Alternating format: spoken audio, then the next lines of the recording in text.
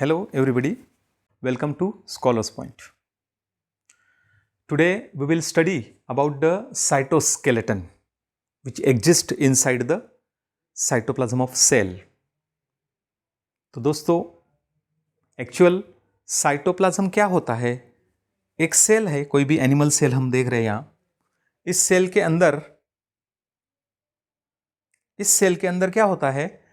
एक protein, fibres, filaments और tubules का एक नेटवर्क, मेश लाइक नेटवर्क होता है कि जो एक सेल मेम्ब्रेन से लेके न्यूक्लियर मेम्ब्रेन तक या फिर इधर उधर सभी सेल में उसका पूरा नेटवर्क स्प्रेड होता है और जिसकी वजह से सेल को सपोर्ट मिलता है.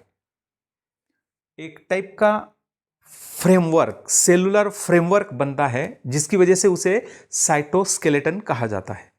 ओके, तो ये तीन टाइप के प्रोटीन फिलामेंट्स या ट्यूब्यूल्स होते हैं, जैसे microtubule, microfilament and intermediate filament. ये मिलके यह जैसे हमने सिर्फ रिप्रेजेंट किया है, एक्चुअल ऐसा नहीं होता.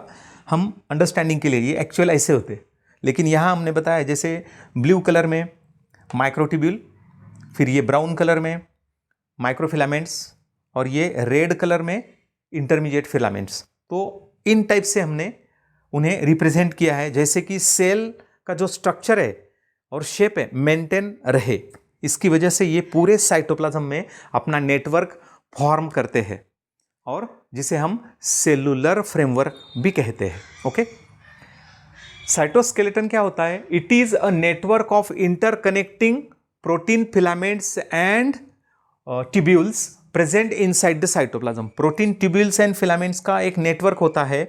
ये इधर उधर पूरा स्प्रेड हुआ होता है और जो सेल को सपोर्ट करता है. कैसे? जैसे हमारी बॉडी में बोन्स का एंडोस्केलेटन है, तो अगर हम हमारी बॉडी से एक एक बोन निकाल लेंगे, जैसे कि 206 बोन्स हमने निकाल के बाहर कर दिए ह्यूमन बॉडी में से, तो क्या बचेगा? तो बचने वाला पार्ट है सिर्फ फ्लेशी पार्ट, जो हमें कुछ शेप देगा ही नहीं. हमारी शेप साइज जो मेंटेन होती है वो हमारे स्केलेटन की वजह से होती है. ओके, तो सेल की शेप साइज जो होती है तो वो उसका साइटोस्केलेटन उसे मेंटेन करता है. Okay, cytoskeleton term first of all coined by a name of scientist Koltzoff in 1925. तो पहली बार ये वर्ड उन्होंने यूज किया, कोल्डज़ॉफ ने. साइटोस्केलेटन कंसिस्ट ऑफ, यानी कि made up of 3 types of protein structures: microtubules, microfilaments and intermediate filaments, and they collectively forming a cellular framework that is called cytoskeleton.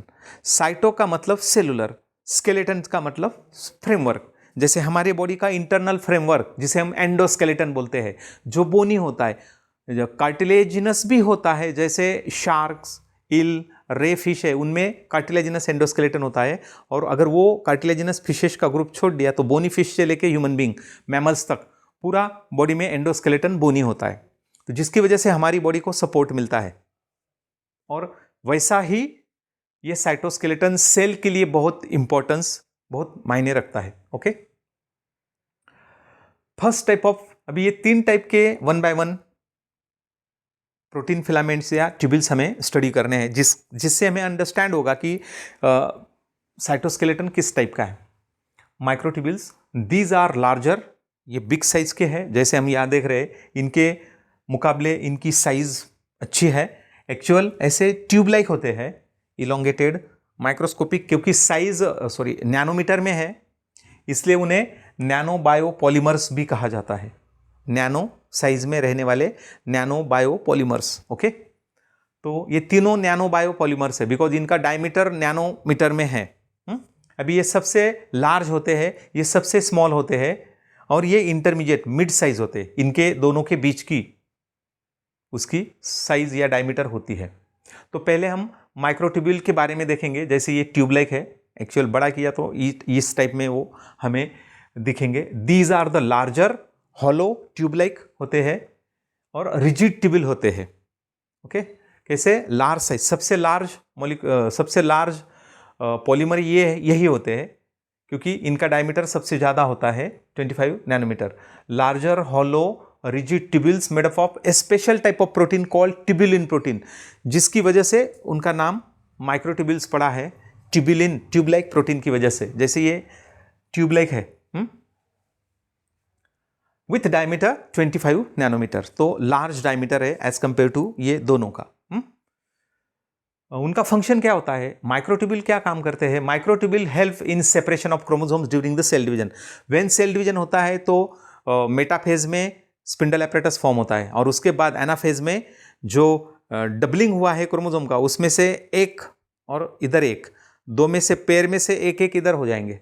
तो chromosomes को सेपरेशन माइक्रोट्यूब्यूल करते हैं during the cell division, and they microtubule exist in the spindle apparatus of dividing cell. तो हम dividing cells में जैसे metaphase, anaphase और telophase के इनिशियल स्टेज तक हम माइक्रोट्यूब्यूल को स्पिंडल एपरेटस के फॉर्म में देख सकते हैं। Microtubules helps in separation of chromosomes during the cell division, ये पहला फंक्शन हो गया। दूसरा है मूवमेंट ऑफ वेसिकल्स। सेल के अंदर वेसिकल्स होती है, छोटी छोटी गोल गोल राउंडेड बॉडीज होती है, जो इधर से उधर थोड़ी सी मूव करती है, तो उसके मूवमेंट में साइटोस्केलेटन माइक्रोट्यूब्यूल का इंपॉर्टेंस होता है। सीलिया फ्लैजेला का स्ट्रक्चरल यूनिट है। Microtubules are the structural unit of cilia and flagella, और उनमें जो उनका मूवमेंट होता है उसकी वजह से ही होता है, माइक्रोट्यूब्यूल की वजह से, क्योंकि अंदर से 9+2 का पैटर्न होता है, जिसकी वजह से वो ऐसे घूमते हैं, मूव होते हैं। They help in cell resist compression. अगर सेल में सराउंडिंग साइटोप्लाज्म या सराउंडिंग साइटोस्केलेटन अगर कुछ कॉम्प्रेशन लोड क्रिएट करता है, तो वो लोड ट्यूब्यूल्स के ऊपर जाता है, और ट्यूब्यूल्स उसे बियर करते हैं, उस लोड को, surrounding cytoskeleton forming a compression load inside the cytoplasm, and that is why that load bear by microtubules present inside the cell, and that is why they bend so as to bear the load. तो समझ गए? तो उसे क्या बोलते हैं? Cell resist compression. Cell के अंदर से होने वाले कंप्रेशन को वो रेजिस्ट करता है टू सम एक्सटेंट, और इसकी वजह से वो थोड़ा सा बेंडिंग भी कर देता है, और सेल का कोलैप्सिंग प्रिवेंट होगा उसकी वजह से। चलो अभी सेकंड एलिमेंट के बारे में सोचेंगे। साइटोस्केलेटन के सेकंड एलिमेंट का नाम है माइक्रोफिलामेंट्स।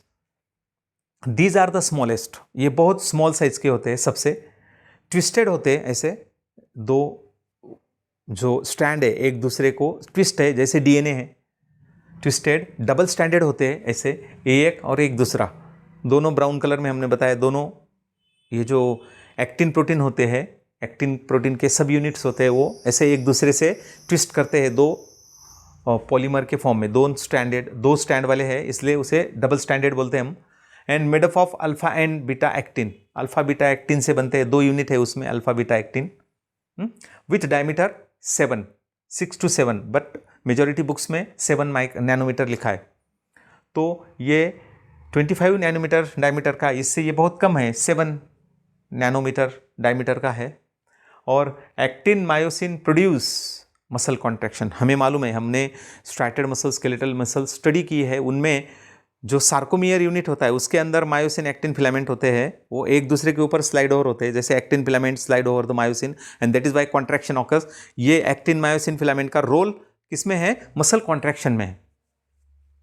वैसे कहीं भी सेल का कॉन्ट्रैक्शन है, सपोज ये ब्लू कलर में हमने माइक्रोट्यूब्यूल बताए हैं, अगर वो कॉन्ट्रैक्ट करते हैं तो इसकी वजह से, सॉरी माइक्रोट्यूब्यूल नहीं, ये माइक्रोफिलामेंट, अगर ये कॉन्ट्रैक्ट करते हैं, एक्टिन फिलामेंट है, अगर ये कॉन्ट्रैक्ट करेंगे तो सेल के अंदर से कॉन्ट्रैक्शन का फोर्स डेवलप होगा।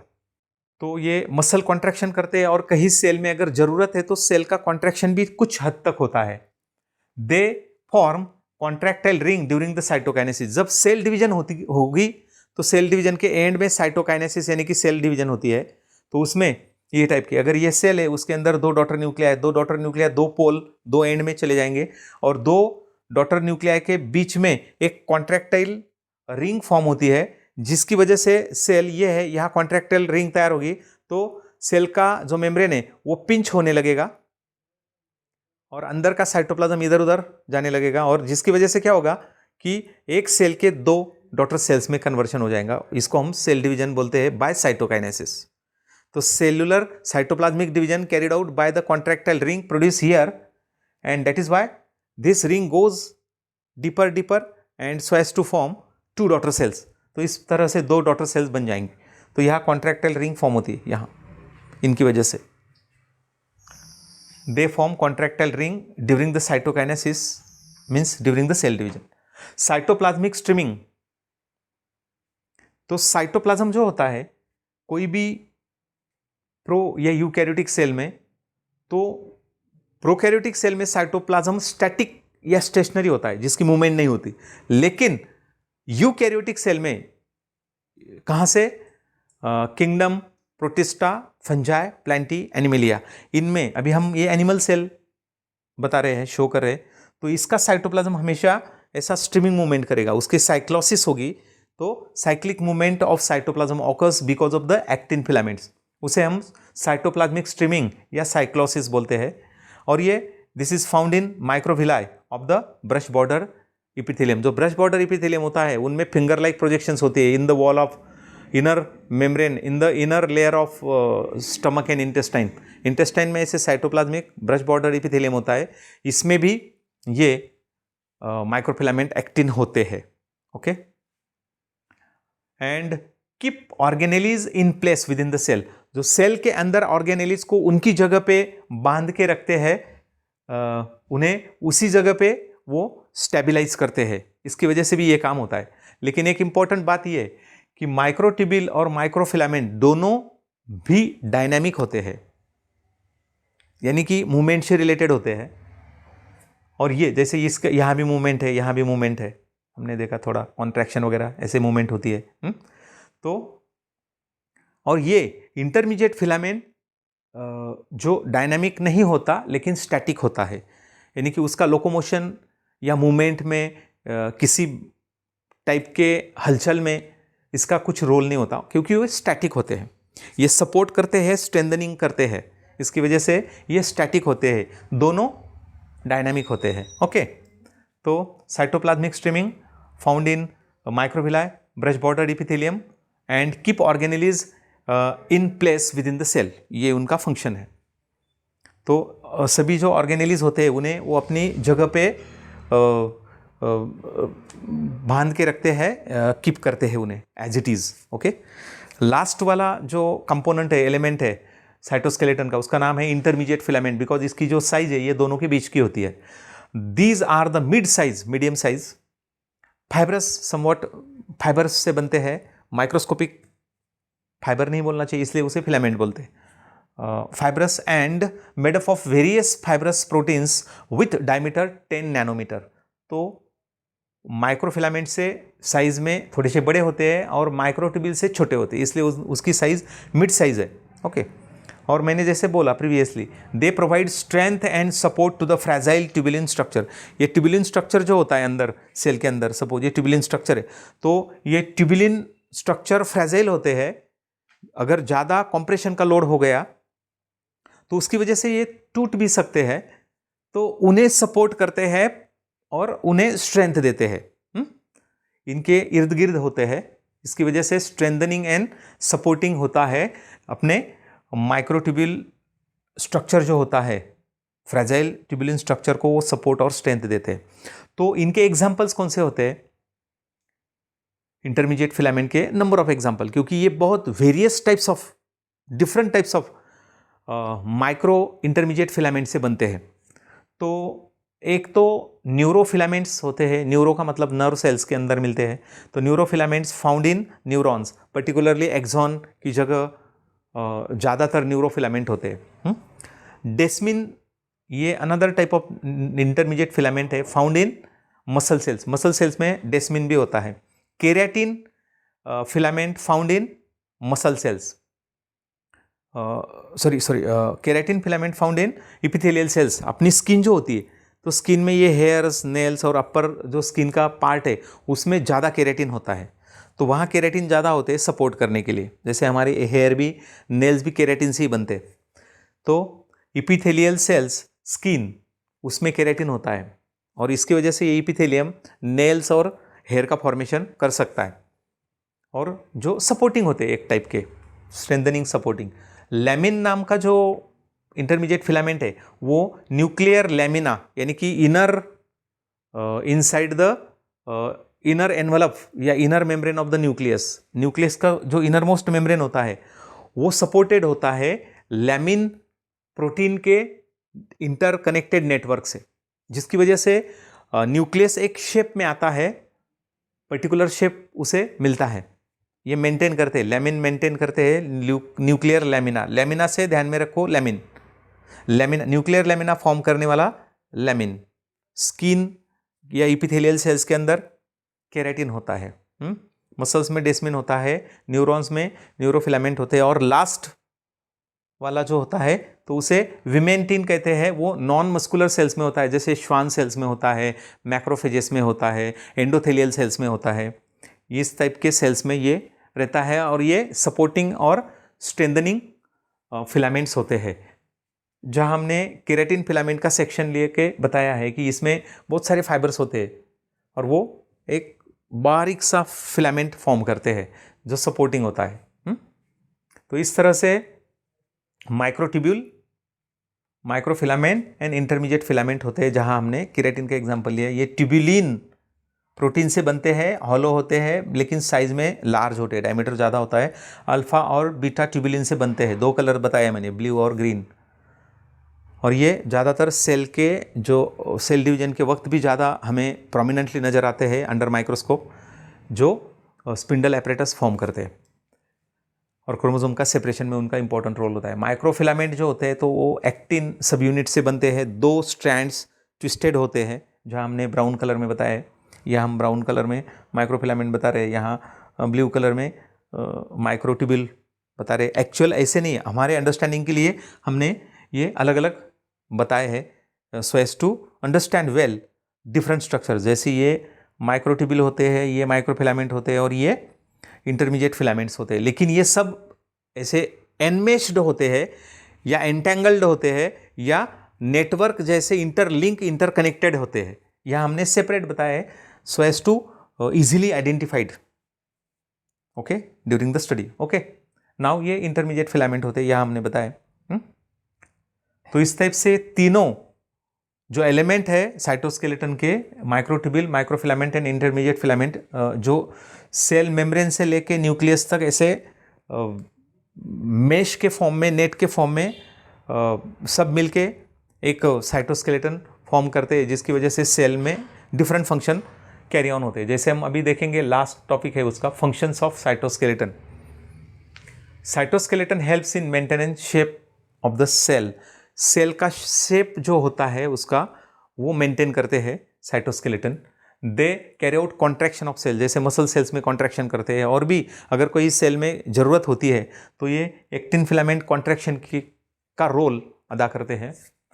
दे help in mobility of cell and cell organelles. अगर ज़रूरत है तो सेल या सेल की मोबिलिटी में, जैसे कौन सी सेल मोबाइल होती है, जैसे यूग्लिना, पैरामीशियम, अमीबा। अमीबा में सूडोपोडिया फॉर्म होते, तो अमीबा में सूडोपोडिया अगर फॉर्म हो गए तो उनके स्ट्रक्चर में ये साइटोस्केलेटन होता है और ये स्ट्रक्चर ग्रो करता है। साइटोस्केलेटन के स्ट्रक्चर एलिमेंट अंदर जाएंगे, वो ग्रो करेगा।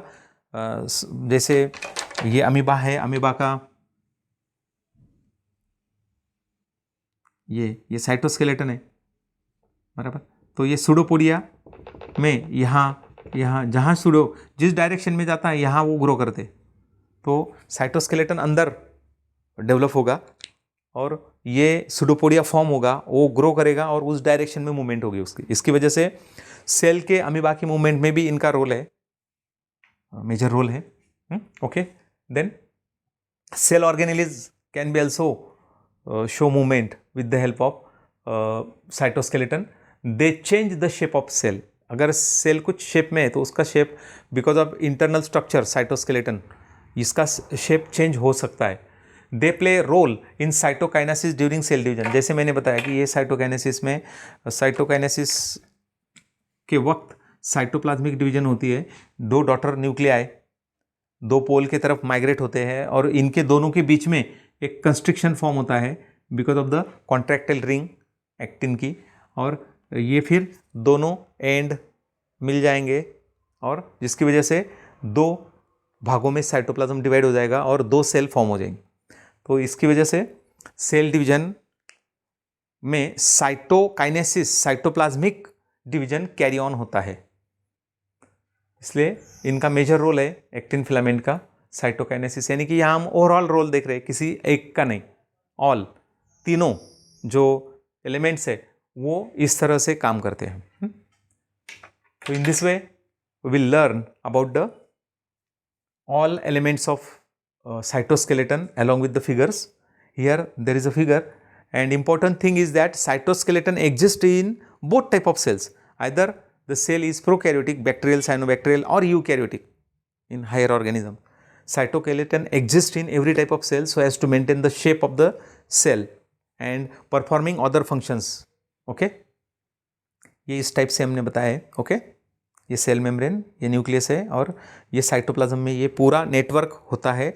हमने थोड़ा सा बताया है आपको अंडरस्टैंडिंग के लिए। ओके, अगर आपको ये लेक्चर पसंद आया हो, वीडियो पसंद आया हो, तो आप उसे ज़रूर लाइक करिए, दोस्तों को शेयर करिए